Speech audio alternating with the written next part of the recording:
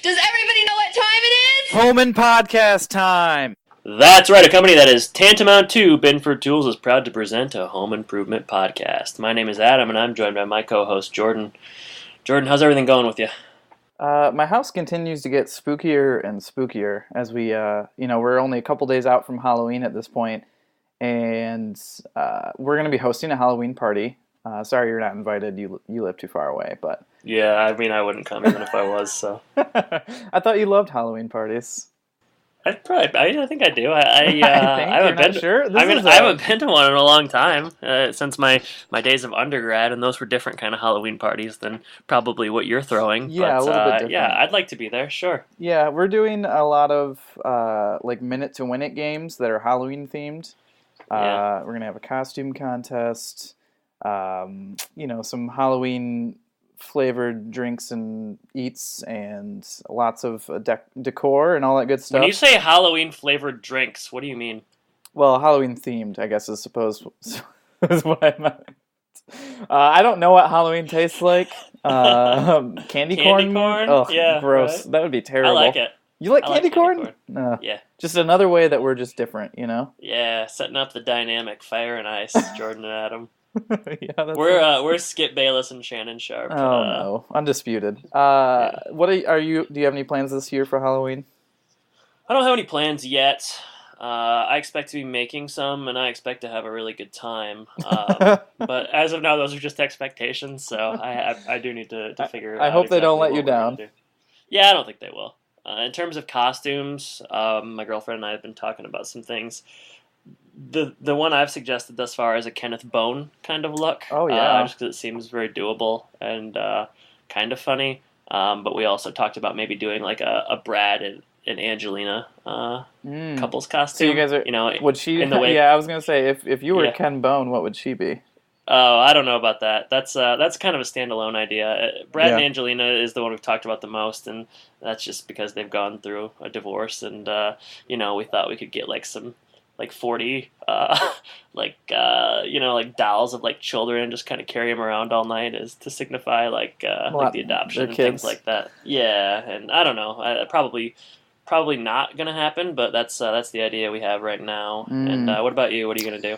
I went with like the easiest thing possible, and for me that happened to be the Brawny Man. So I just have like a lumberjack plaid shirt, some boots, and I'm gonna have my facial hair on point, and then I'm gonna carry around a paper towel roll of Brawny. So just carry around one. Yeah, that's what I'm doing. Just like it's a single packaged Brawny one. So I'm just gonna say, hey, do you guys see the resemblance? Or will you be cleaning up all the messes throughout the night? Is that kind of your responsibility if you dress as the Brownie Man? I am not Brownie. Brownie Man. The Brownie Man that's what I'm gonna be this year. Yeah, we're gonna be a little bit different. In general, I do like a clean house, so. I guess that just kind of fits my persona in general. But, we're not usually a brownie now. It's harder to say than I want it to be. Yeah, I don't know why they did that. They should have made it a little bit different. But we don't usually buy brownie paper towels. Oh, my gosh. So that was, different in its own right. But you guys buy, like, Piggly Wiggly paper towels or Winn-Dixie or whatever the Florida grocery stores are? No, we go Viva. Viva, sure. We're a Viva fam. No Piggly... I don't even think they have Piggly Wigglies around us. Winn-Dixie in Publix is where it's at. Because of Winn-Dixie. That's a movie. And you know what? We promised we would talk about movies. So, Jordan, have you prepared your top 5 movies, or like we said last week, just 5 movies you watched over the course of 26, 27 years? I did come up with it. I had to remind you to come up with it, but you obviously, you have that right on the... I had mine in the bank. Yeah, so you were ready for it. So, yeah. I kind of thinking about... I went through like a couple different lists just to see, how many of those movies I've seen, like top, movies of all time or top movies of the 2000s or whatever. I hope that Shawshank Redemption isn't one of yours. I'm just going to say that right now. Go ahead. In keeping with my character, I've never seen the Shawshank Redemption, good for me. But viewing that list, I happen to think I've seen more movies than I get credit for. Well, but this isn't that worked until the Shawshank Redemption. I know you really just you really blew that open for me, but I don't know. Do you think people want to hear mine first or yours first? I mean, yours first. Yeah, that way I can't just copy your top 5 and be like, oh yeah, I loved all those movies. You'd be like, yeah, I really like Wayne's World also. It's top 5. Yeah, so I kind of went. I don't know. These aren't necessarily the 5 movies that I watch over and over. I kind of pulled from different categories. Like I didn't try to do like a bunch of comedies or a bunch of whatever, even if I'm necessarily like them the best. But they're a lot of qualifiers here, Jordan. Let's just hear 5 movies. Okay. So they're in no particular order for me, and I technically have 6 because I couldn't narrow it down. But okay, all right. I don't care for that as much, but go ahead. Yeah, you draw the line there. My 5 are Casablanca, the Disney Hercules film, hold it, the animated one. Yes. That's keep going. My favorite Disney film, so I had to put it on there. North by Northwest with Cary Grant, Hitch, the romantic comedy, and that's probably the one that I watch the most out of any romantic comedy. Okay. I don't know if you've ever seen this. It's also with Cary Grant, who is like my favorite old-time actress. Bachelor in the Bobby Soxer, which has Shirley Temple and Myrna Loy, and then the other one that I put on there because I felt like I had to have a superhero film was Avengers. Really? Yeah. That's my favorite out of the superhero ones. So the first Avengers. Yeah, the first one. That's interesting. No, I haven't. I have not seen the Cary Grant Bachelor in the Bobby Sox. Bobby Soxer. Yeah, I'm not familiar with that. It's a quirky comedy kind of thing. We did go see Notorious at the local. There's an old movie theater here called the Egyptian. We saw it last week with Cary Grant. I'd never seen that before, and it was not a spectacular movie, but it was a fun experience nonetheless. Yeah, your list is probably a little more nuanced than I expected, with the exception of Hitch and the Avengers, maybe. But yeah, all quality films. I think Casablanca kind of surposes me. I love that movie. Yeah, what's not to like? I guess Yeah, just great acting. Well, I mean, I suppose I suppose there are things not to like in terms of like race and war and things of that nature. But yeah, great Bogart performance nonetheless. So yeah, pretty good list. Hitch, I like Hitch. Yeah, I like Hitch. It makes me laugh every time. I don't know. Yeah, I mean, at the beginning of Hitch, man, he was such a loser, and then he just made himself into this real guru. So it's a real rags to riches story. Yeah, I figured that was something you always drew inspiration from. Definitely, yeah. Same thing happened to me. I mean, pretty much parallels can be drawn between Hitch and myself. So, all right, here's my list. Hear yours. All right, no particular order. The Graduate, Home Alone, The Shining, The Wizard of Oz, Wayne's World. That's it. That's nice. Yeah. I would say I've had so many people tell me to watch The Graduate, and I just haven't gotten to it yet. But that's my favorite. It seems like it's perennially up there as one of the one of the best. If I were to rank them, that would be number 1. The rest of them would be more difficult. Yeah, you probably didn't know Wayne's World was so important to me. I didn't. This is really enlightening. There's a poster. I'm looking at a Wayne's World poster right now from my studio space, so that should give you an idea as to just kind of how big Wayne's World is to me. Wow.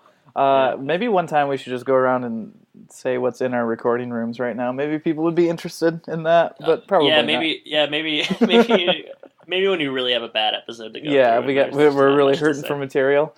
Yeah. I was gonna say, let's see. Did you ever see the Oz movie with James Franco? Yeah. Did you ever see that? People really hated that. I didn't.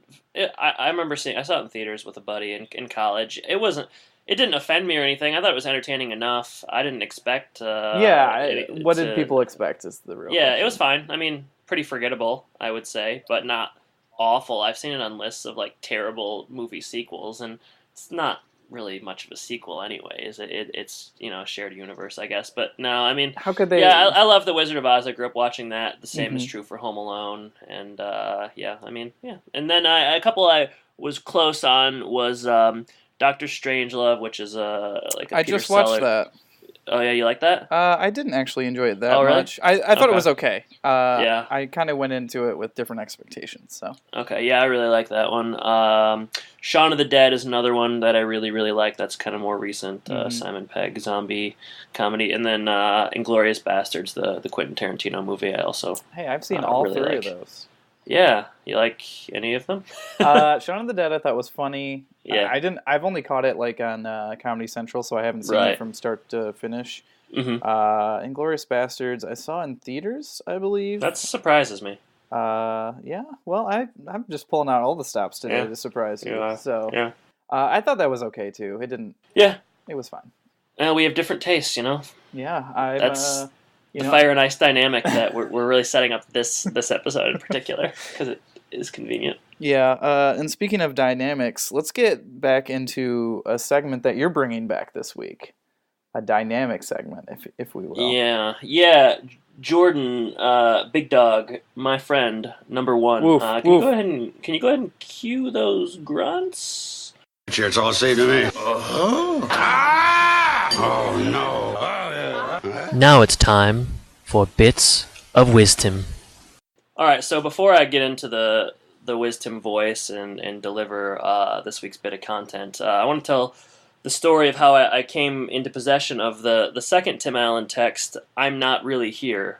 So a couple weeks ago, maybe about a month ago at this point, I got a package in the mail from Amazon, and it was unmarked. It came, no message, no return address. I just saw that it had been shipped from Houston, and inside of it was just this book, hardcover of Tim Allen's I'm Not Really Here. So I texted you, Jordan, and I said, did you send this to me? I knew it wasn't going to be my family because they don't listen to the podcast or take any real interest in what I'm doing. And I knew it wasn't my girlfriend because we live together. So I was flummoxed. Wait, you knew it wasn't her because you live together? Yeah, I mean, why? I just didn't make any sense. Like, why is she gonna send me this book when we I knew it wasn't gonna be her. I could just tell. You thought it was me, though.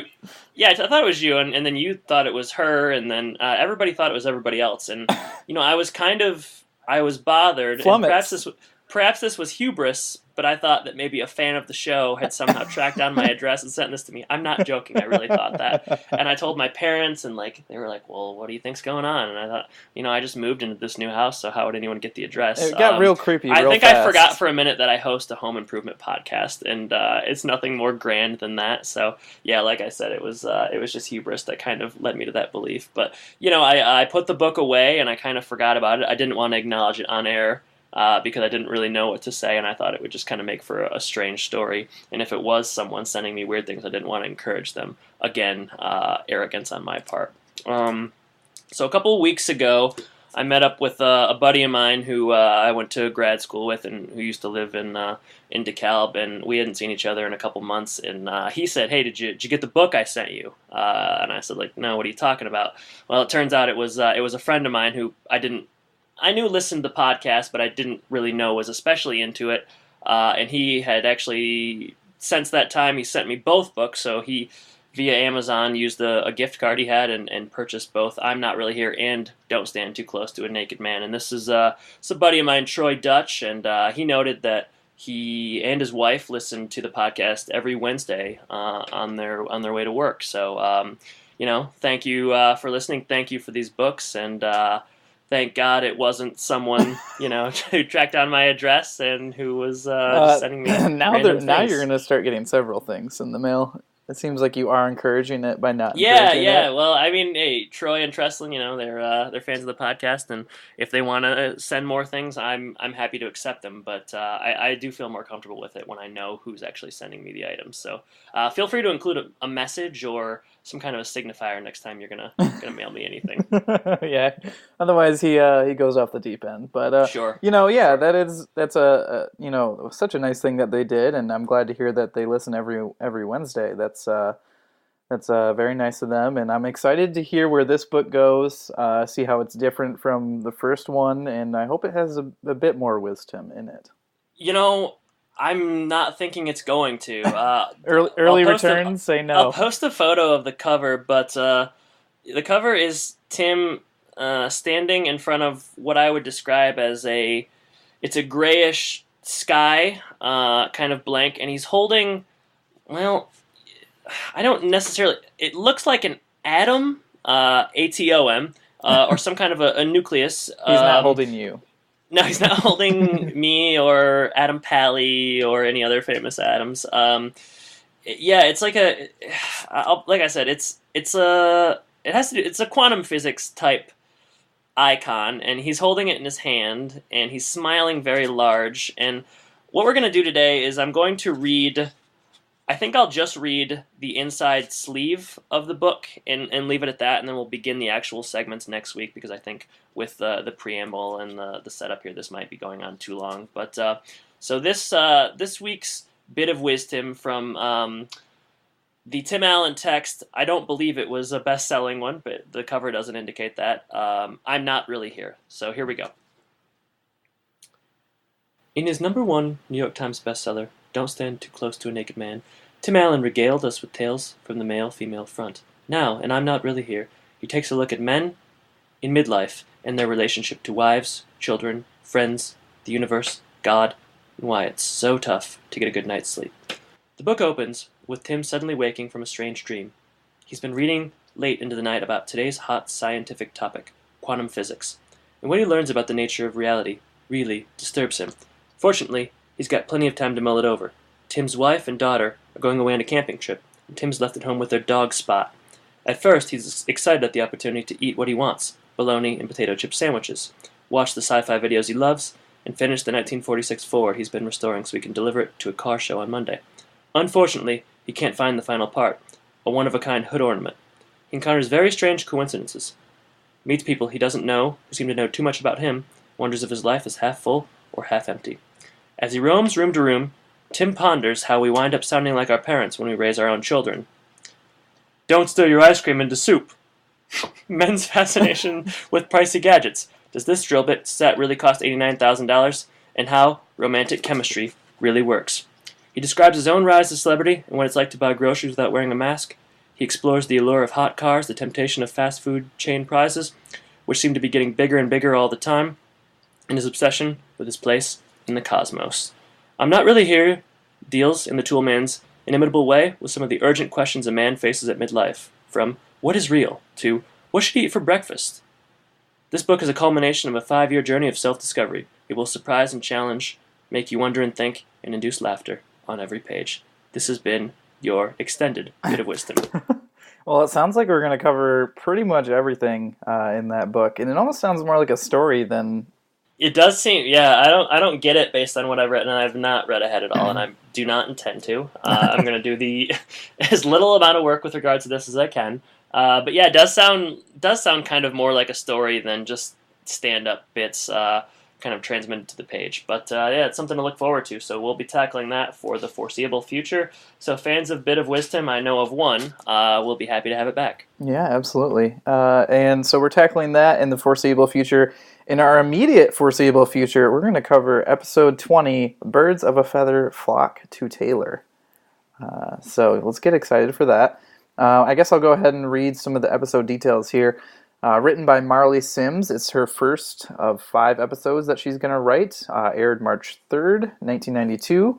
The title reference is very loose from what we're going to talk about in the episode.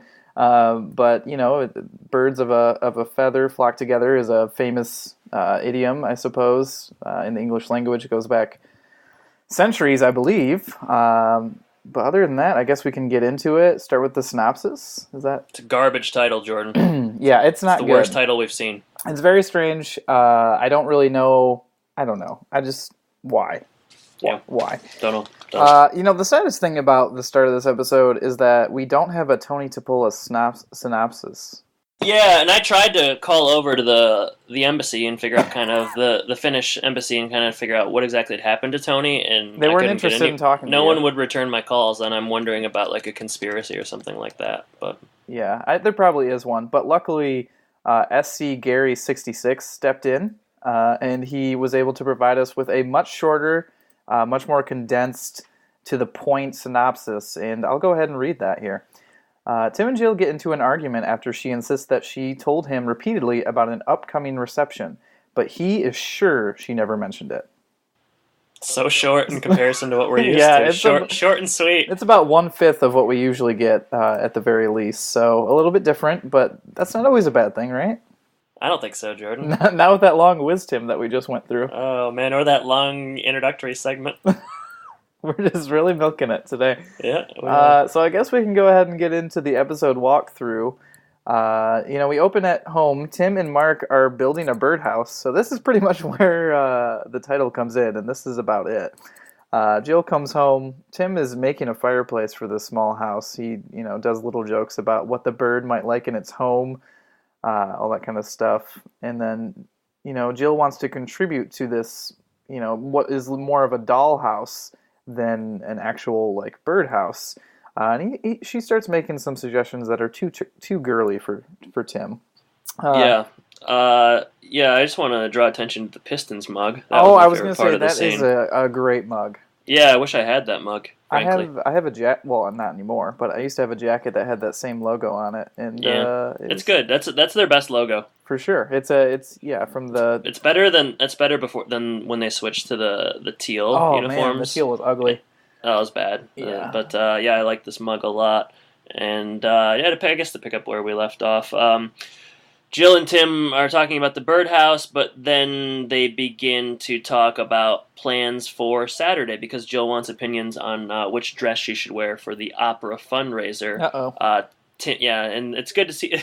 And I guess Tim doesn't realize, but he had committed to going to an opera fundraiser with Jill, and it was nice to see the opera kind of themes over the course of this first season really come to this is what we waited really come for. To fruition here. This is all the build up, all the opera jokes and the the deadpan screaming have led to this, and I was glad to be led here. So I was happy that Marley Sims took my hand and led me to this point. Yeah, we needed closure, and we're gonna get it in this episode. And I suspect that joke will not stop, though. I mean, it's not the last we've heard of operatic screams. No, and this is the kind of the impetus of this episode is, Tim did not listen or whatever to what Jill said, and that calls back to Offsides, which we had earlier. What was that, episode 3 in the series? It's kind of the same issue. Yeah, go ahead and check it out if you haven't heard it. Yeah, so we'll move on to the next scene, which is on Tool Time. They're looking forward to spring, and Al, when spring rolls around, he gets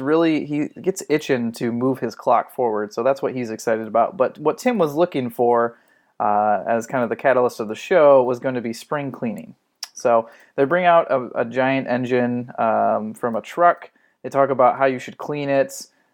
Tim makes a bad joke about hurting a woman's head, like she comes in. Yeah, he does his patented female voice. Yeah. And Al does the bit where he holds up the cue card with Tim's address on it, and that happens a couple times. And it was funny the first time, not necessarily as funny this time, but fortunately for all of us, they don't really dwell on it too long. Yes.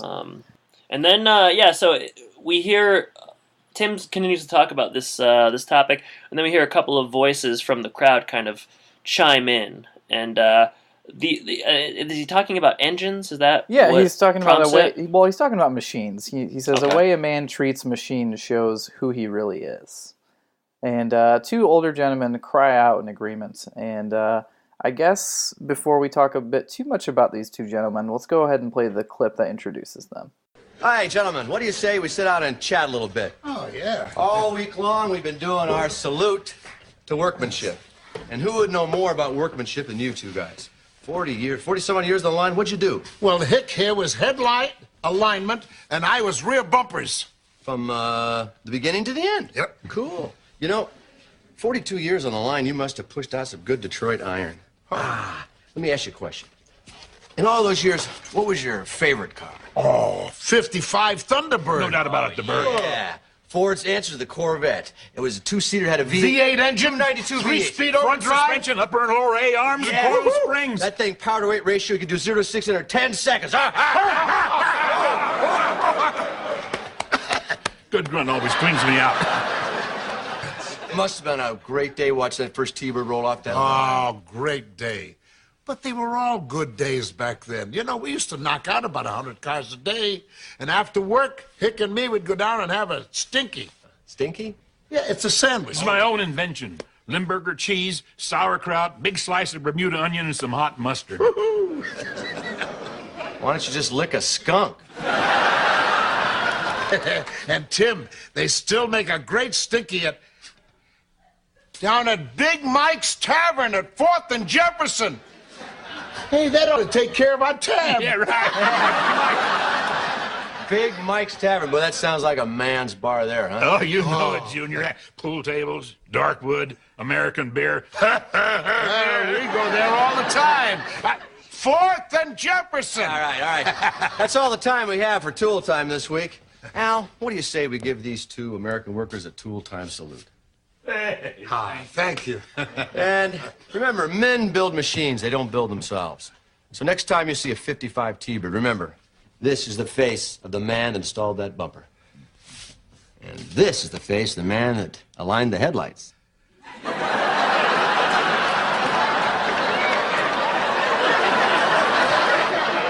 Remember, if you didn't put it together with your own hands, it's not really yours. See you next time at Tool Time. So these two fellas, Hick Peterson and Eddie Phillips, they worked at the plant. What specific was it? The Dearborn. The Dearborn plant on Miller Road, which reminded me of Flint. Yeah. But, so one of them worked on the front end and back end, basically. Front end and back end, essentially. And these two men, Hick Peterson and Eddie Phillips, are played by Jack Elam and Ernest Borgnine. Hick is Jack Elam, and Eddie is Ernest Borgnine. And to talk a little about these guys, I was familiar with both of them. Were you, or maybe not? Definitely Ernest. Yeah. I don't know. Elam, maybe he not. seems familiar to me, but I'm not sure what else I would know him from. You've seen him in something, then you probably don't. Yeah. Maybe it might ring true after I go through it. So Jack Elam played Hick. He passed away in 2003 at age 82. He had 206 credits to his name. The most famous ones that I could find, he did a lot of like early 50s and early 60s Western work for television. Like he was on TV Westerns, and a lot of those didn't really, I didn't know much about those, so I didn't know what to pick. But he was in the film Cannonball Run, and then the Cannonball Run sequel. He was in a film called Support Your Local Sheriff. He did 15 episodes of Gunsmoke. And what I recognized him from right away was one of the iconic Twilight Zone episodes, and it's entitled "Will the Real Martian Please Stand Up?" Oh, that's it. Yep. The diner episode. Mm-hmm. He plays Avery, and he's a real crack up in that. He's really really wild. He just kind of laughs, and his other, he obviously has like that eye that kind of goes astray, and it he really takes advantage of that. And that's one of the really strong Twilight Zone episodes. And yeah, he's a lot younger than, that would have been 30 years before, but he doesn't look much younger, I will say, but he's thinner, and that's what I knew him from right away, because his voice is kind of the same. You familiar with that episode? Yeah, definitely. And that's I think we've mentioned before, that's a show we both love, so it makes sense that we would remember it. So. And Ernest Borgnine, he passed away in 2012 at 95. He was in, I didn't get the number of credits necessarily, but 200. It was about the same. It was like 207 or something like that.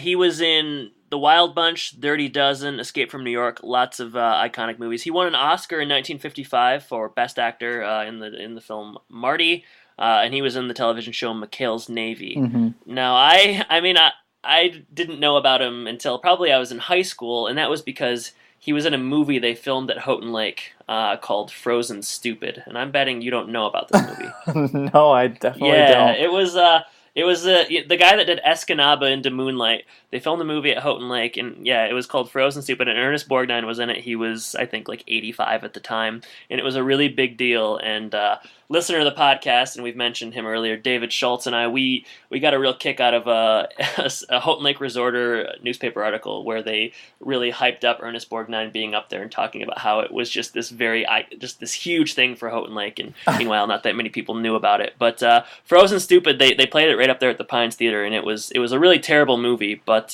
it was cool to have an Oscar-winning actor at Houghton Lake for however short it was. You'd think that going around Houghton Lake, they would have things named after him, or like little homages to like his filming there. Because like when you go to, I'm thinking like a parallel when you go to Mackinac Island, they have like and you go to the Grand Hotel, they have all the stuff from, it's a movie with Christopher Reeves and Jane Seymour that was... Superman. No, nope. It was like, it's something about In Time or something. Okay. But yeah, they have like a bunch of stuff that you can buy from that movie, and they really play up the tourism of it. But, Houghton Lake did not take advantage of that in Ernest Borgnine. Well, that's because it's really, really an awful movie, and I watched it right up there at that theater, and it's pretty dumb. But it is cool to see like the filming locations and like the kill care. Yeah, and the movie that I like was that. referencing, by the way, is called Somewhere in Time from 19... Somewhere in Time. What was the one you were saying? I want to... Frozen Stupid. Frozen Stupid. Yeah, I doubt they have the same Rotten Tomato scores, but... Yeah, this one's pretty low budget, but yeah. So we have these two gentlemen, and they come right down to the stage as you heard, and Tim does what he kind of did with Kyle and Jimbo quite a few episodes back. Mm-hmm. He just kind of talks to him about about cars, and they both know that they're big Al fans, and who isn't? They salute Al. Everybody is. They talk about their favorite cars. They both like the '55 Thunderbird. They all grunt. It's a good scene. They're excited to be down there. Yep. They want hats. They want hats, just like we do. Eddie's talking about their favorite bar, and he goes right in front of the camera a couple times and delivers dialogue right close to it. It's on 4th and Jefferson, if you're wondering. It's on 4th and Jefferson, Big Mike's Tavern.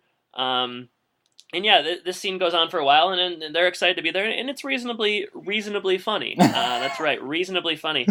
Something you're going to have to explain to me is, so at the end of the scene, he gives them a salute, and he talks about what they did with the cars, and Tim makes a joke about Hick aligning the headlights, and there's like a pause, and the audience laughs. Can you explain that to me? Yeah, it's basically just playing off of his eyes that we talked about, like his wandering eye.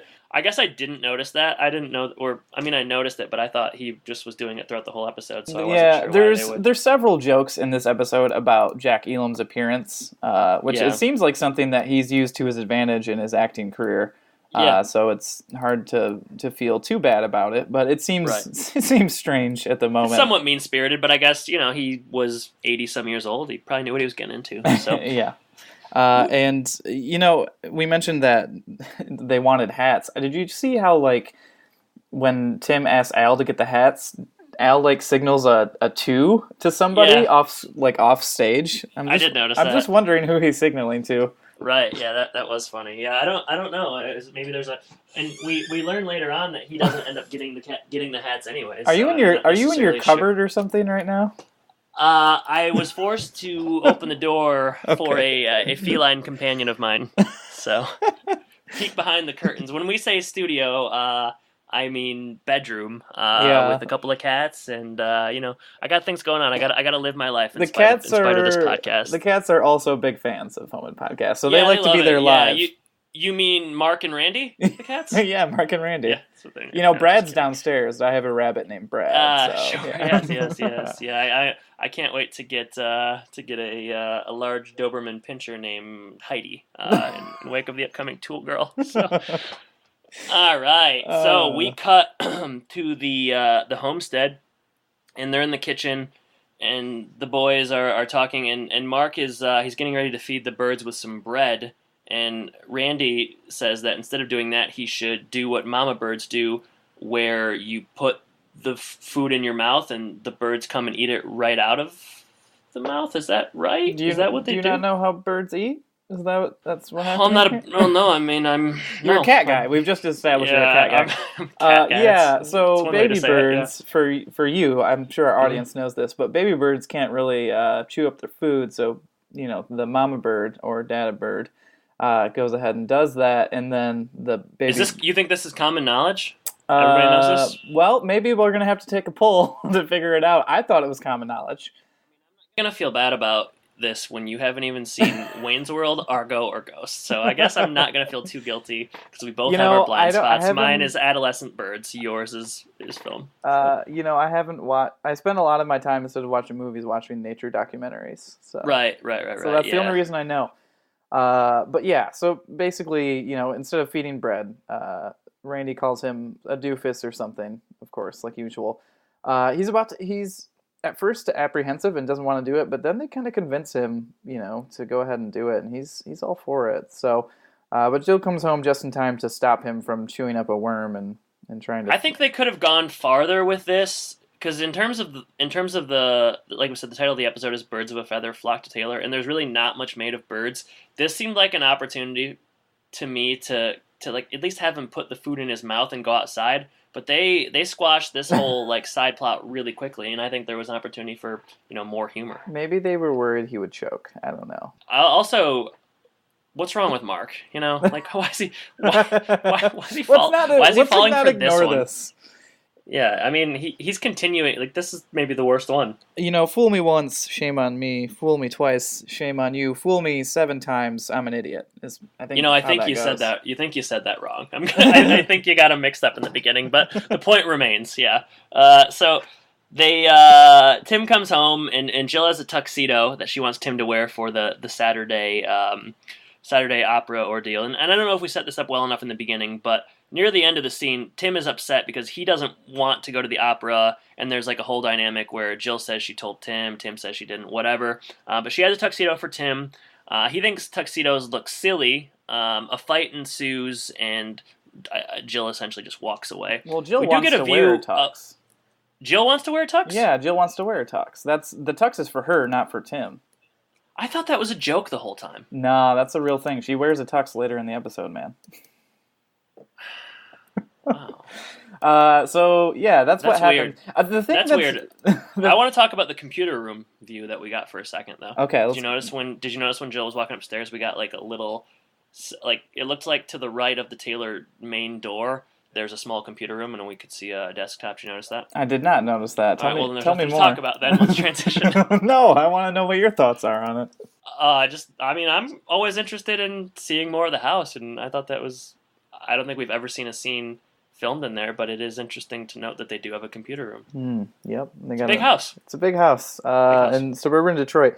What strikes me as weird is that, like, Tim comes home in the scene, and he really wants to go to Big Mike's Tavern, like, so badly. I think he was just using that as an excuse to get out of Saturday. I don't think he was actually that. Like, he said he found a great new restaurant, and for all intents and purposes, he knows it's not going to be a great restaurant. It's called Big Mike's Tavern. Like, how great can it be? Well, they spend, 2 different scenes in this Big Mike's Tavern later on, and I just don't understand. I guess, to me, it seems like, yes, maybe he wants to get out of it, but this also seems like something he might just do all the time. Just go to, weird places on the weekend that are recommended to him by 2 old men. Speaking of that recommendation, I mean, next scene, he's there. He's right there. He walks in, and those 2 dudes, Hick and Eddie, they're ordering some drinks. One of them orders a beer. One of them orders a buttermilk, which was pretty good. I think it was actually funny. Yeah. Tim did bring the hats, which is nice. He brought the hats, so he's fulfilling that. And man, it just made me want those hats. I know, and it's like they're doing it to us on purpose because they wear them like the whole scene. Yeah, they do. And they just look good. Sweet. I'm going to look on eBay moving forward and try to get us some hats. What's the most you would pay for a Home Improvement hat? Tool Time hat, rather. $12.99. Okay, I was going to say 20. Okay, well, I'll spend up to 20. You love that stuff. What's weird about this scene to me, too, is that, like, he walks in and the boys are like... Tim Taylor, everybody! Yeah, and no one, like, cares. No one cares. I thought, and I guess... To Tim's credit, like, he doesn't seem to really be relishing in it. Like, he seems to kind of acknowledge that people don't necessarily care if he's anywhere. So he just kind of, like, says, like, hey, introduces himself to the barkeep and things of that. So, yeah, they all sit down, and Eddie and Hick, they kind of talk to Tim about his problem. Tim informs them, about his whole ordeal, and it seems as though Hick, he's got some old man takes on women. It's a good dynamic, though, because at the beginning of the scene, I was worried that these guys were just going to be, like, old, kind of misogynistic fellas, and really only one of them is, and I don't know. So Hick doesn't like it when women wear pants, and he likes to call them dames, and things of that nature. And Eddie's kind of the opposite. He's soft, and he says, hey, go back to your wife. It'll be okay. At least you get to see her look all dolled up. So he's very sweet, and Hick is kind of the opposite. He said, like, hey, tell her how it's got to be, man. And I guess, yeah, it's a believable take. Yeah, I mean, they're both colored by, like, Hick has been a bachelor his whole life, and Eddie he was married for 45 years to Tildy. So yeah, I think I really like these guys. I'm gonna say, like, one of my favorite guest performances since Christopher McDonald in For Whom the Bell Tolls. Yeah, I just don't know why anyone in the rest of the bar does not like them. It seems like, I don't know. Well, we don't have to spend every day with them. Maybe that's why we like them. Maybe that's it. We just get one episode. Yeah. Yeah, but they in the scene they also talk about, like, Hick is saying that Tim has a problem here, and his solution to the problem is to fight confusion with more confusion. Yeah. So, Jill is going to wear a suit and Tim is going to wear a dress. That's Hick's idea. Yeah. So I can't believe I didn't pick up on the suit thing. I just did not get that. Well, that's why I'm here. Yeah, Fire and Ice. It's good. Yeah, Fire and Ice, man. So Change the name of the podcast. Fire and Ice, Home Improvement Edition. Yeah, but Eddie is the voice of reason, like you said, and tells him... It's good. It is good that they are opposites, because if Yeah. it was both two old men, like, just saying, tell her how it is, that would get really old really fast. And Tim would take that advice. We both know that. So yeah, you kind of got, Tim like, would. the angel on one shoulder and the devil on another. That's how I view this scene. Yeah, that's a good way to look at it. Yeah. So the more expositions delivered, Tim notes near the end of the scene that, they ask him, did you notice anything on the calendar? They're trying to figure out how he didn't know about it. Do you notice anything on the calendar? And he said, yeah, on Saturday I noticed something that said fur raisins. And then Eddie realizes that it said fundraiser. And I slapped my knee until it was raw. That was so funny. No, that was really bad. I like this episode, but that was not a highlight for me. Why? Like, come on. Yeah. You could have done something better in that. Do better, Marley Sims. Yeah, do better.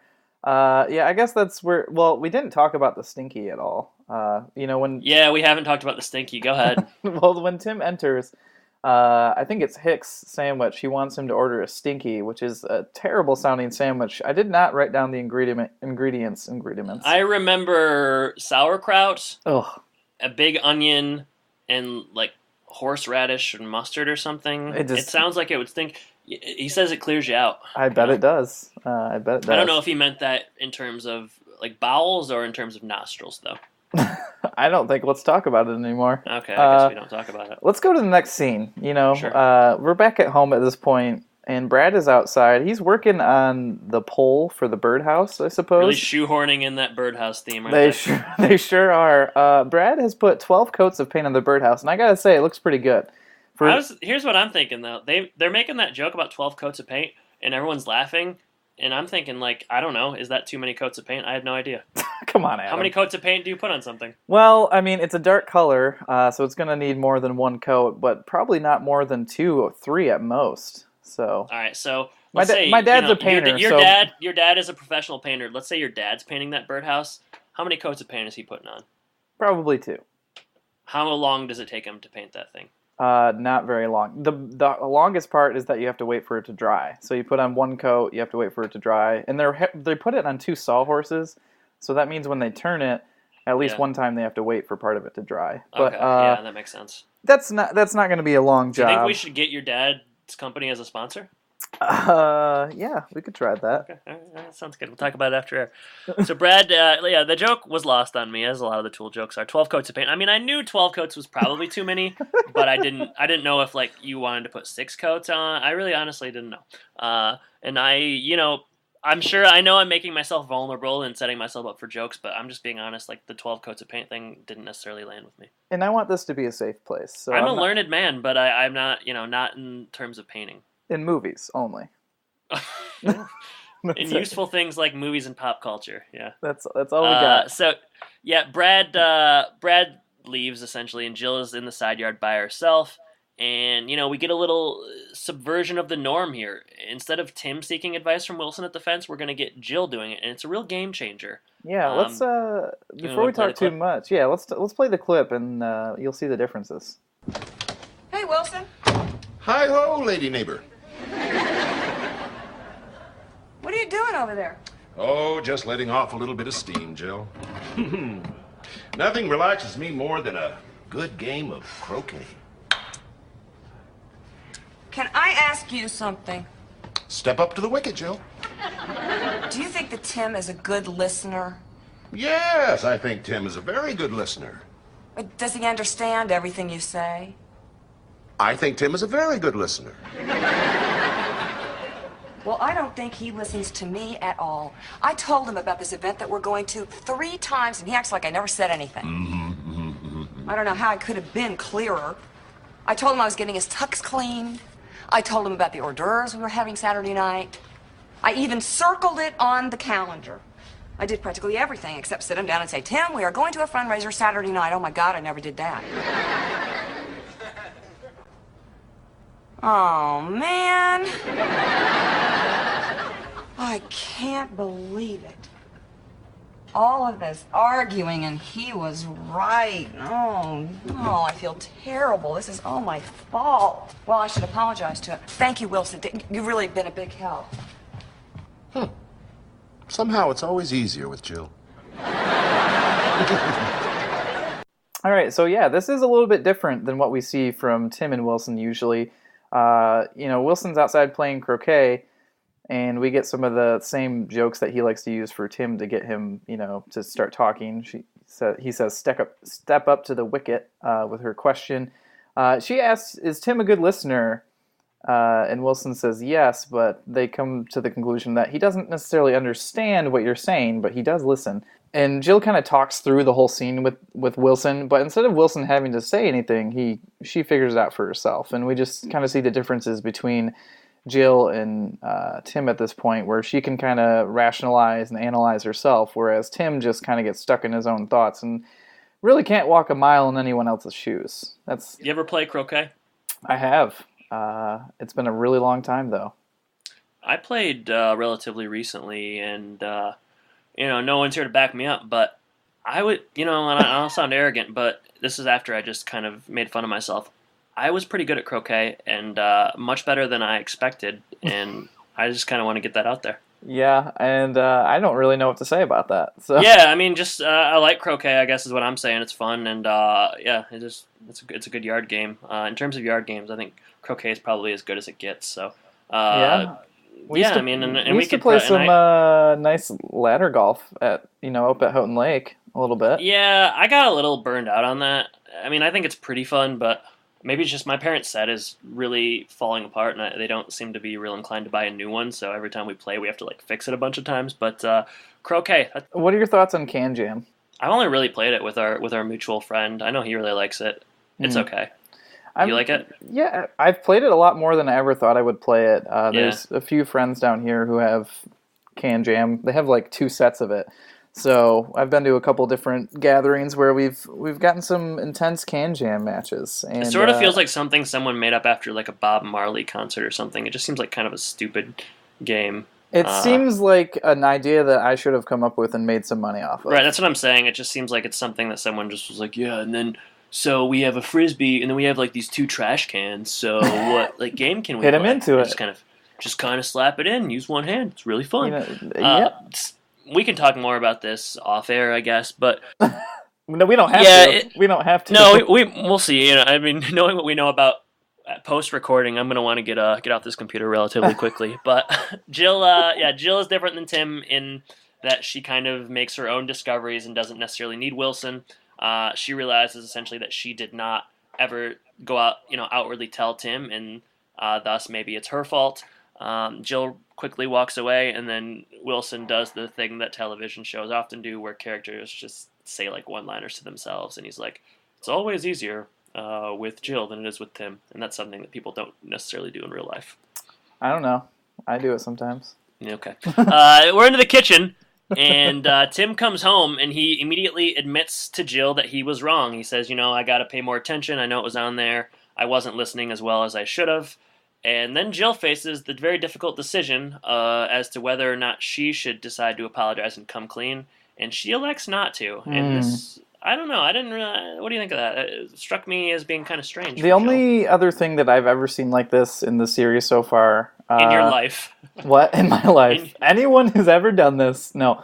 When Jill calls the magician, Sir Larry Houdini, That's kind of a questionable decision. It's And Jill being a little bit of a dirtbag. Yeah, and this is kind of the second time that she does it, so it's not all roses for Jill. I wrote dirty. Dirty. Seemed like a dirty move. Nasty. Yeah. So just a questionable decision there for Jill. But Tim is rarely forced. I mean, Tim apologizes, Jill does not. So what's the lesson there? I mean, I guess Jill realized that she made a mistake, although she's not really acknowledging it. So I'm not sure that there was a lesson. I don't know. Let's not give her a free pass on this one. Yeah, I think we like her a lot, and she does a lot of good things in the series. I think she definitely this is not should have a great moment for her. Definitely not. No. Mm-hmm. So you know what we should do at this point. We haven't been to Big Mike's. Yeah, let's go ahead and have a drink. Let's go to Big Mike's Tavern. Yeah. Mm-hmm. So Tim and Jill show up, and Eddie and Hick are still hanging out there. I think they had like a bunch of friends that came and visited them. They talk about Ziggy, which struck me as exactly a friend's name that they should have. Ziggy. And Ziggy, I don't remember what they say about Ziggy, but they do disparage him a bit. He sounds like a Vietnam vet to me. Sure does.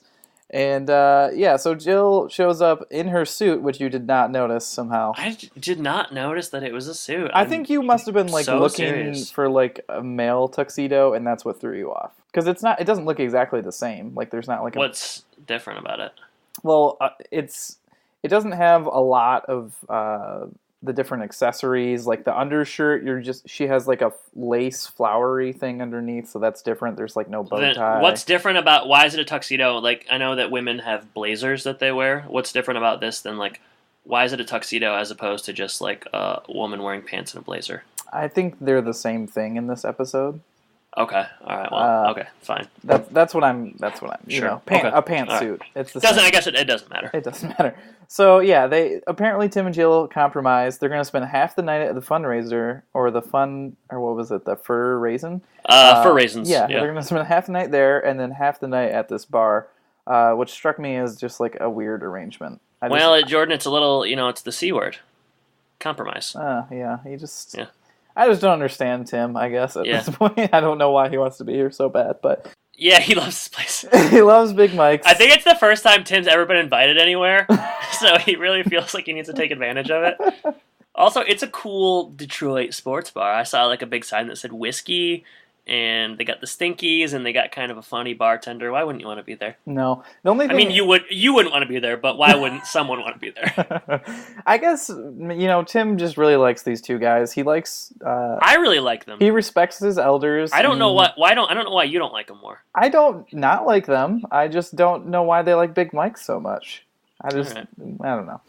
Whatever. Let's not dwell on it too much. But they're hungry, and Hick is just like hitting on Jill. But luckily, he's. I mean, we said dirty earlier in response to what Jill did not apologizing to him, but Hick is dirty in a different way. He's a hornball, and he's laying it on thick for Jill, and eventually he asks her to. Is it Fandango? Fandango, right? So he asks her to do a dance. Jill notes that he's trouble, and the two go over to near the jukebox and dance. It is Big Mike's bar does have a dance floor, so it's got that going for it, and that leaves Eddie and Tim to kind of talk on their own. And I think we'll play a clip here. Is that right? Yeah. Yeah, your wife certainly lights up a room. Yes, she certainly does. I'm glad to see that the two of you work things out. Well, I don't know how we work things out. I just don't think I'm ever going to figure her out. Don't. I was married to Tildy for 45 years. And this woman, God rest her soul, used to drive me absolutely crazy. She had these ugly little porcelain cats that she used to love to line up on a windowsill. And every day for 45 years, I used to take those cats off the windowsill and put them in a cupboard. And every day for 45 years, she'd take them out of the cupboard and put them back. Where are they now? On a windowsill. Didn't throw them out? What for? You don't have to understand a woman. All you gotta do is Love her. All right, so this scene, it was very touching to me. Like, I expected there to be some waterworks on screen, and that's not how it turns out, but it is a very emotional story. Eddie and Tim are chatting, and Tim is basically complaining that he doesn't think he'll ever figure out Jill, and Eddie says that's not really the point, which I think this kind of calls back to, I think Wilson and Tim kind of have a very similar discussion a few episodes back about, like, hobbies and not understanding each other's hobbies and whatnot. And this is kind of similar, but Eddie really tells a story about his former wife, Tildy, and how she used to put these porcelain cats on the windowsill, and he used to put them away. They drove him crazy, and she would just put them back up. And now, that she's gone, he just leaves the porcelain cats up there. And I don't know, it's just a very emotional scene to me. Yeah, that's why it's hard. It's a hard story to tell, but that's why we played the clip. Beautiful, I would say. I'm serious. I mean, I really think this is I think Borgnine, like, you see that really this guy is a legitimate actor. It's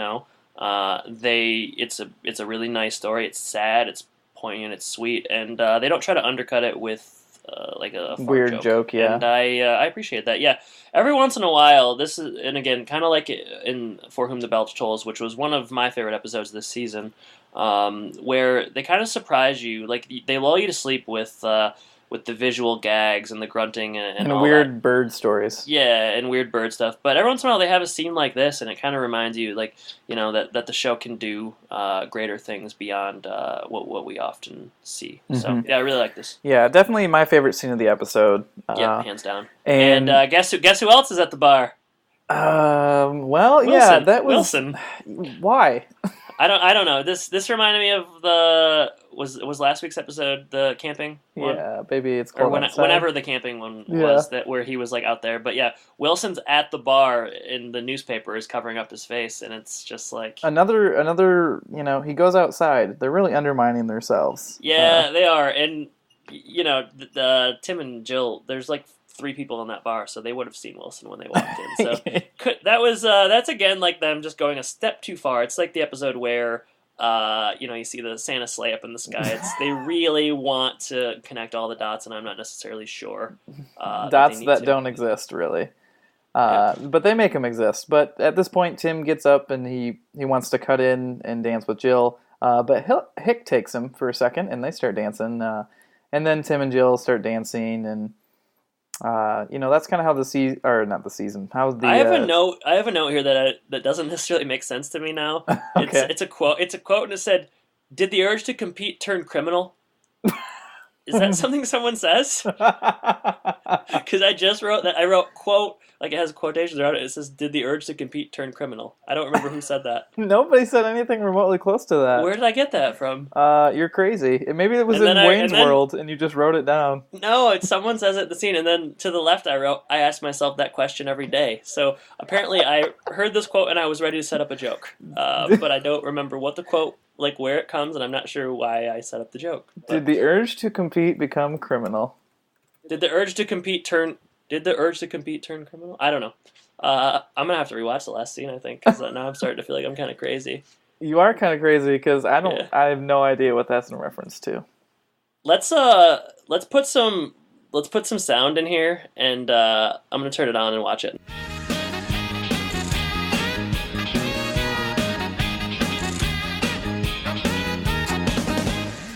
All right, so I watched the scene again, and I've realized that I'm not crazy. So when Wilson is reading the newspaper at the bar, the headline on one of the stories is, "Did the urge to compete turn criminal?" So that's where I got it from. Okay. I'm actually watching so closely that I forget how closely I watch, and then it's there. But yeah, on the fake newspaper, one of the headlines was, "Did the urge to compete turn criminal?" So now I ask myself, what story I make led the to joke. that? I don't have any idea. It's just the headline. So, did the urge to compete turn criminal? I don't know, but that is in fact in the scene. It's certainly something that, like, the newspaper needs to address, and they will. Yeah, I mean that's the Detroit Free Press. That's heavy hitting news. So the scene closes. Yeah, I don't know if we noted this or not, but Tim cuts in on Hick and Jill, and Tim and Jill dance, and it's a nice sweet ending. Yeah, they got some happy. Nat Cole in the background. Yeah. So that's nice. And, they go from the tavern to home, and they finish the birdhouse, and and Jill and Tim are describing the bird, like a bird at the birdhouse, and whether it's going to go in and why it won't go in. And yep, they are. They're really sure yeah. Let's go ahead and just talk more about birds. That's what they're trying to do to. They're trying to make sense of the title, and yeah, that's how. And then the post credits is they're doing voices for the two birds, so as to really hammer in the final nail of the bird episode. They and draw do parallels. mention a shoehorn in that. Do they? Yeah, so it's nice. We've used the word shoehorn a few times in this episode. That is really nice. It's really nice. And that's the episode. That is Birds of a Feather Flock to Taylor. Again, a really just great title. So Jordan, what'd you think of this one? Likes, dislikes, general observations? I wanted to like it more. It just seems like there's so many episodes in Tool Time where they have so many good moments. Like this moment, and really the storyline between Hick and Eddie and Tim is fine. And especially that scene with Eddie and Tim talking about Tildy and their relationship and the cats. You love cats too, so I'm sure you really resonated with that. It was a very good scene, but like they don't put like a whole episode together. The birdhouse stuff is just like shoehorned in there because I don't have a better word for it at this moment. But like the title doesn't really make a whole lot of sense to me. I guess we're supposed to say that Eddie and Hick are birds of a feather to Tim. I don't really see it that way. They both like machines, I guess, but so does everyone else in the show for the most part. So I don't know. It's just it's good in moments and really bad in others. Yeah, I liked it more than you did, I guess. I didn't really feel like any part of this was like. What did you think was really bad about it? What do you when you're referring to really bad moments? I guess not really bad, but just like moments that you could have cut out like the whole bird crap, and it would have been better to me. And I guess that's what I was noting with the mark and the feeding the birds out of the mouth. At least if they would have gone further with that scene, they would have had some humor out of it. Because I do admit that's a weakness of the episode. They don't do much with that. I guess I just really liked the Jack Elam Ernest Borgnine dynamic, and I liked Tim going to Mike's bar, and I just, the final scene with with the speech about the.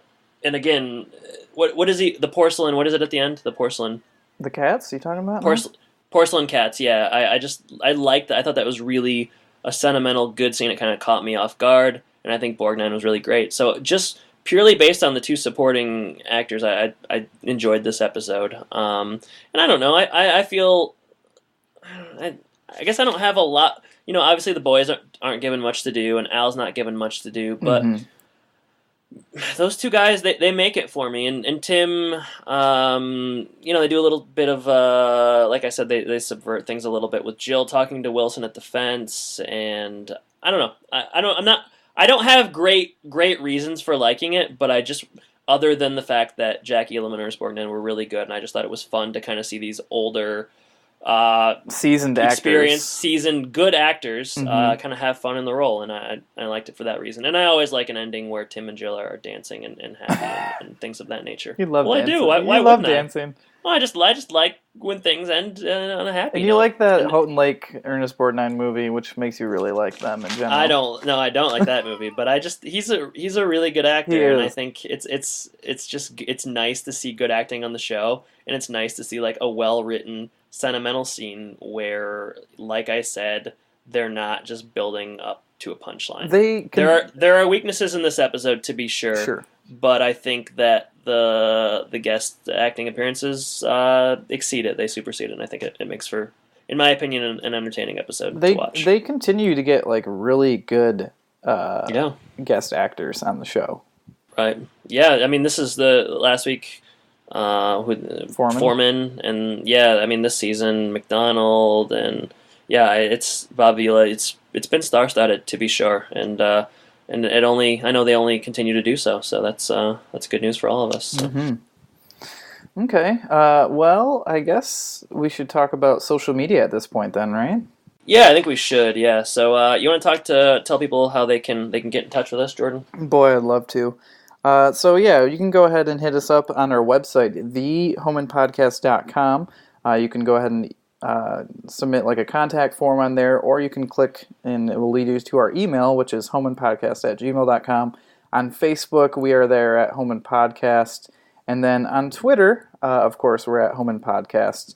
And any interesting Twitter news, Twitter updates, Adam? I'll talk a little bit about Twitter. So back to reality in terms of the Twitter polls. Last week we got 24 responses on one, which I worried was a sign of the apocalypse or something. But this week we're back down. We did 2 polls. Both got 11 votes, so a respectable amount. The first question relating to the banal is, are you a fan of buffets?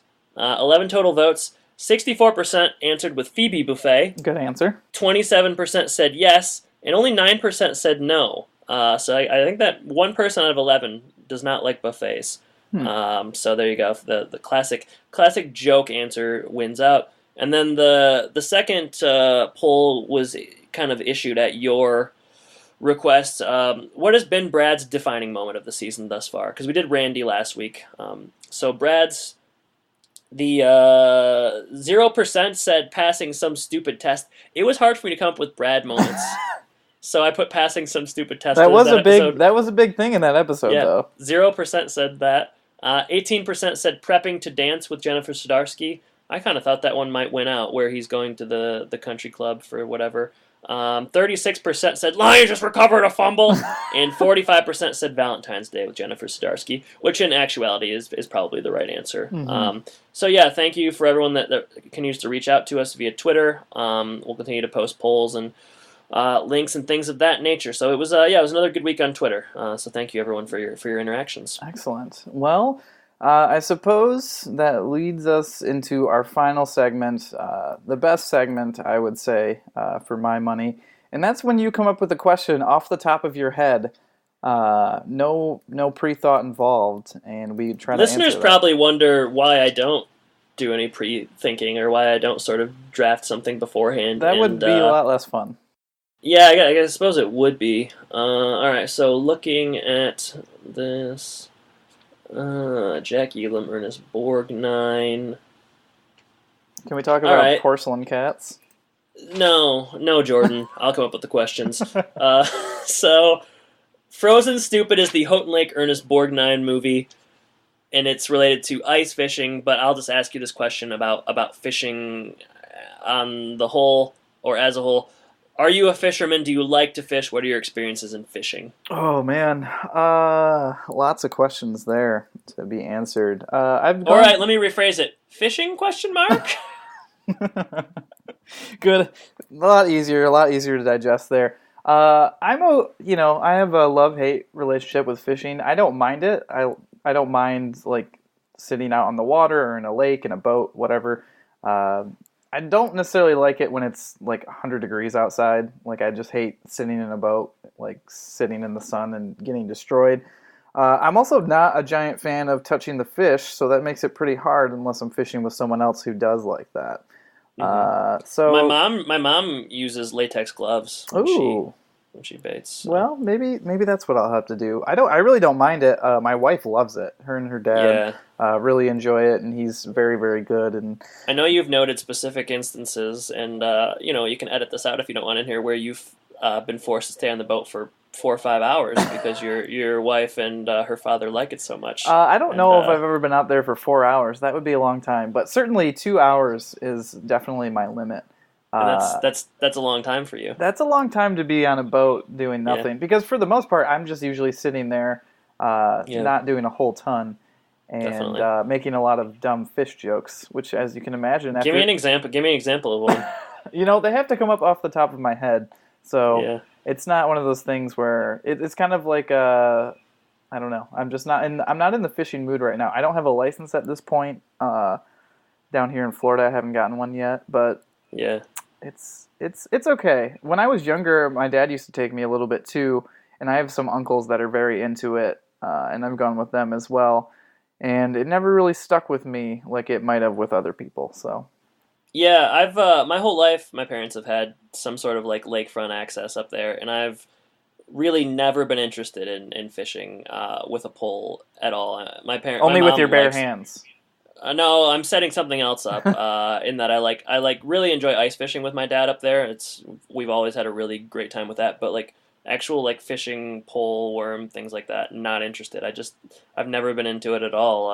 And I know my dad doesn't really like it either, but my mom kind of does, and people who come up and visit sometimes do. And it's not like I'm not bothered about like killing fish or like touching worms or anything.